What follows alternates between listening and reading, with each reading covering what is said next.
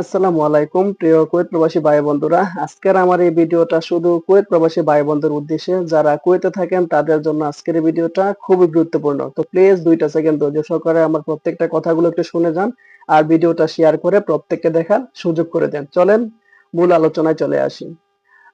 আজ 11 জুন রোজ বুধবার আরব টাইমস তাদের একটি প্রতিবেদন প্রকাশ করেছেন যে কুয়েত প্রবাসীদের জন্য আসছে নতুন নিয়ম। নতুন নিয়মটা হচ্ছে এক্সিট পারমিট ছাড়া কেউ দেশ ত্যাগ করতে পারবেন না। এক্সিট পারমিট ছাড়া কেউ কুয়েত ত্যাগ করতে পারবে না, নিজ দেশে ভ্রমণ করতে পারবেন না। তো এক্সিট পারমিটটা কি আসলে?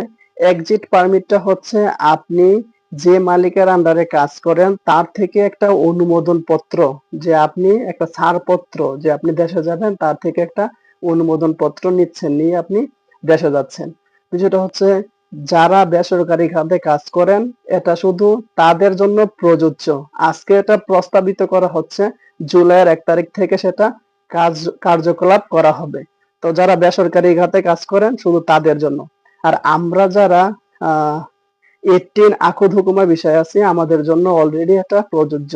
কারণ আমরা দেশে যেতে হলে আমরা কোম্পানির অনুমোদন নিয়েই আমরা দেশে যেতে হয়। আমাদের পাসপোর্ট কোম্পানির কাছে থাকে এবং কোম্পানি আমাদেরকে ছুটি কোন ডেট থেকে আমাদের ছুটি সেটা কোম্পানি নির্ধারণ করে দেয়। তো আমাদের জন্য এটা অলরেডি কার্যক্রম করা আছে।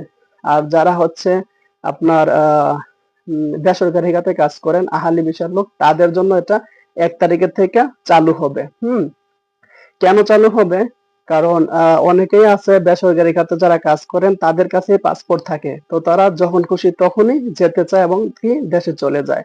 আবার যদিও কোম্পানির কাছে থাকে অথবা যে মালিকের আন্ডারে কাজ করে তার থেকেও যদি পাসপোর্ট থাকে, তারা 2 মাসের ছুটি নিয়ে 5 মাস 5.5 মাস থাইকে আসে। তো এটা মালিকের অনেক ক্ষয়ক্ষতি হয়।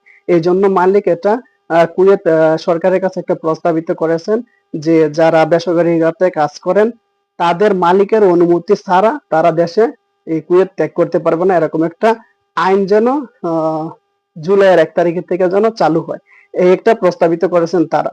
তো যত সম্ভব যেহেতু এটা প্রস্তাবিত করা হয়ে গেছে, তো জুলাইয়ের 1 তারিখের থেকে এটা কার্যকর হওয়ার সম্ভাবনা অনেক বেশি। কাদের জন্য? যারা বেসরকারি খাতে কাজ করেন তাদের জন্য। ঠিক আছে? তো কুয়েত সম্পর্কে যে কোনো নিউজ জানতে আমার পেজটাকে ফলো করে সাথেই থাকুন।